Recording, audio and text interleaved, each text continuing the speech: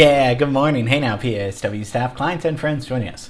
Tuesday, Classical Tuesday. That's how we usually like to do it around here. Yesterday we looked at Life of Pi, your film scoring assignment. So get that into me by today. We'll see the results for Friday. That cool little underwater scene. Can't wait to see some magical results from you guys. That'll be really fun.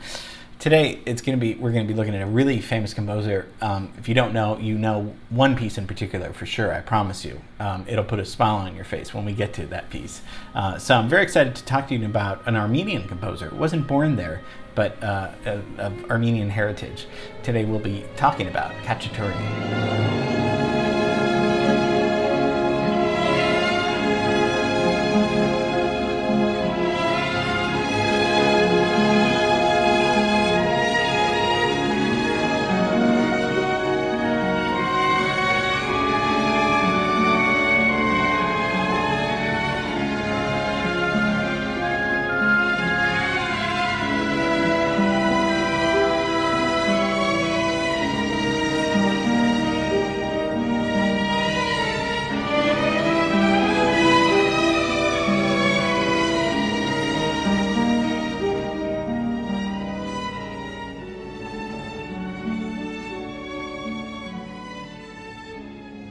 Not chicken cacciatore. That's what you get in an Italian restaurant. Khachaturian, Soviet Armenian composer, conductor, considered one of the best Soviet composers. So by Soviet, we're talking about Russia, right? We've looked at Soviet composers before. He is. People describe him as having colorful harmonies. We're going to look at some of those harmonies and also rhythms. He really was influenced by folk music, Armenian folk music. We're gonna talk about what that means. Beautiful melodies. I mean, this guy wrote some gorgeous melodies, and wrote ballets, symphonies, concerti or concertos, whatever you want to say for the plural, and even film scores. Born in 1903. Okay, so he's a 20th century composer in Georgia, but not the Atlanta, Georgia. A country located the intersection of Eastern Europe and Western Asia, so that's where he's born. Let's look at our timeline. What other composers? I said we looked at Soviet composers. Probably the biggest one we looked at was Shostakovich. Remember Shostakovich? So this is the time under Stalin. So this is not a good time to be an artist, to even be a citizen, because of the oppression that was there, and the dissent and all these things. The horrible rules, and I don't know. It's not a political class, but I mean, it's just, as we looked at with the Shostakovich class, he had to censor his music. He had to censor his notes. If you wrote the wrong note, you could be killed possibly. So such anxiety. And then we looked at Shostakovich's wonderful jazz suites, where he wrote this kind of early kind of music that sounded like early film music a little bit. So he's going on. They know each other. Prokofiev was another composer that we looked at even earlier. Peter and the Wolf did some wonderful, playful music, but stays in pretty strict classical world of music. And then Villa-Lobos is up there too, because Villa-Lobos was very influential for using folk music, right? Early Brazilian. He was a Brazilian composer, but uses early bossa nova that we got into. But Khachaturian's he stays in Russia for the most part of his career. So his family was Armenian craftsmen. He was not destined for a career. He did not really get into music until much later. So unlike a lot of the other prodigies that we've looked at, he was a late starter. Not until about age 22 is when he started getting musical training. Think of that. I mean, we've looked at Mozart and Bach and all these geniuses, prodigies. By the age of 10, Benjamin Britten. All these guys were geniuses. This guy didn't start till age 22. Shows you it's never too late to start. So when he started that, he really flourished and really got into it. And then he moves to Moscow in 1921.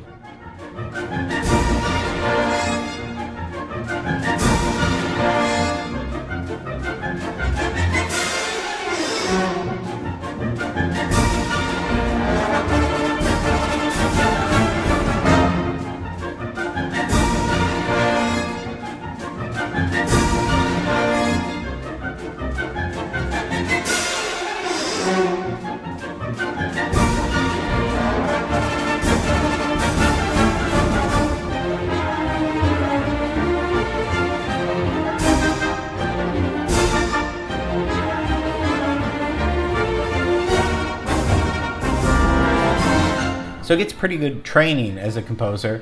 Writes his first symphony, and it's Armenian influenced, and composed as a graduation work, and that pretty quickly drew attention from a lot of conductors and other composers to be performed a lot, and a lot of people started admiring his music, including Shostakovich.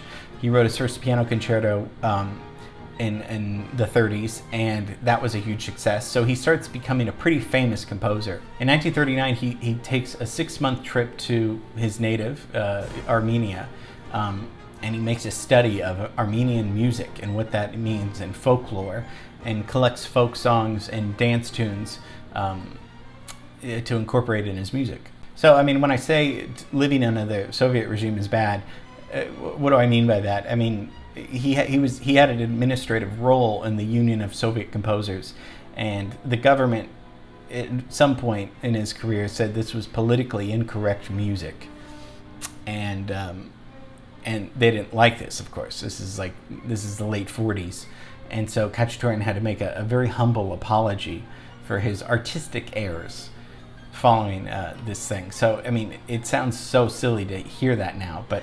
And good thing he underwent no charges, though. But I mean, you could be charged for writing politically incorrect music. We take our freedoms today for granted. So, and he was sent to Armenia, though, as a punishment for this, and was censored still. By the next year, by 1948, he's restored to favor, though, and starts getting praise again for his music. And by 1950, he's conducting a lot and also teaching a lot of composition. So has a good life of teaching, conducting. Dies in Moscow in 1978. He just a long illness, so just short of his 75th birthday. So as we're listening to his music, we talked about his use of folk songs in his compositions, and Armenian folk songs. See if you've heard this one. This one is, and when I say that, I'll talk about a certain section, but see if you've ever heard this song before.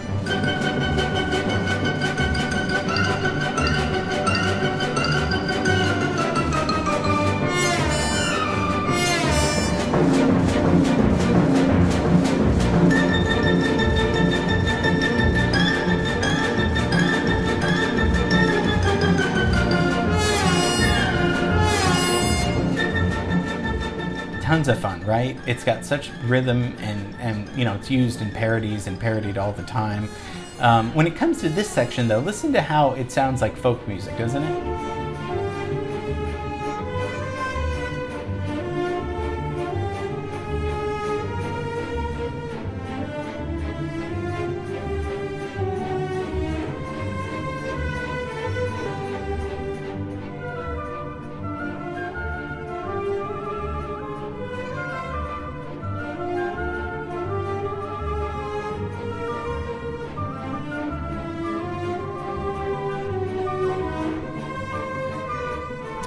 It could sound like you're going into the mountains, and there would be tribes and people playing tambourines and stuff, and it could sound folkish like that. That's kind of what I hear.